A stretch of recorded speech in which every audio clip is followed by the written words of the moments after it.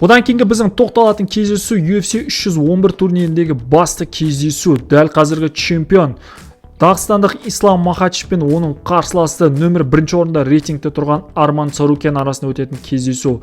Бұл кездесуде сарапшылардың көбісі дерлік дәл қазіргі чемпион Ислам Махачевтің титулдық белбеуін қорғап қалатынына сенеді.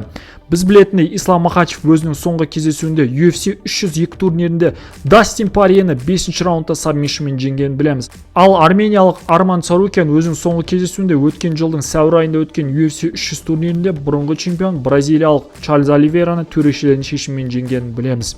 Біз білетіндей, дағыстандық Ислам Махачев техникалық тұрғыдан барлық жағынан керемет дамыған жауынгер екенін білеміз. Бұл жауынгердің бокс стилі, муайтай стилі, самбо, джиу-джитсу, күрес стилінің өте жоғары екендігін атап өтейік. Сонымен қатар Арман Царукянның да техникалық жағынан өте керемет дамыған жауынгер деп айтар едім. Өйткені бұл жауынгердің жалпы джиу-джитсу стилінің де алға қарай дамығандығын Чарльз Оливейрамен кездесу барысында байқаған болатынбыз. Және де Арман Царукянның сонымен қатар нокауттық керемет күші бар екенін атап өтеміз. Бұл дегеніміз, бұл жауынгердің жалпы бокс стилінің де өте жоғары екендігін көрсетеді. Және де Арман Царукянның карате, сонымен қатар самбо стиліндегі, күрес стиліндегі төбелес стильдерін көріп жүрміз достар.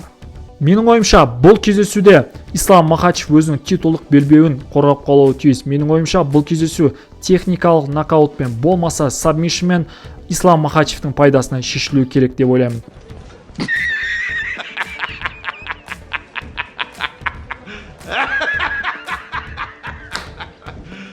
Ты серьезно?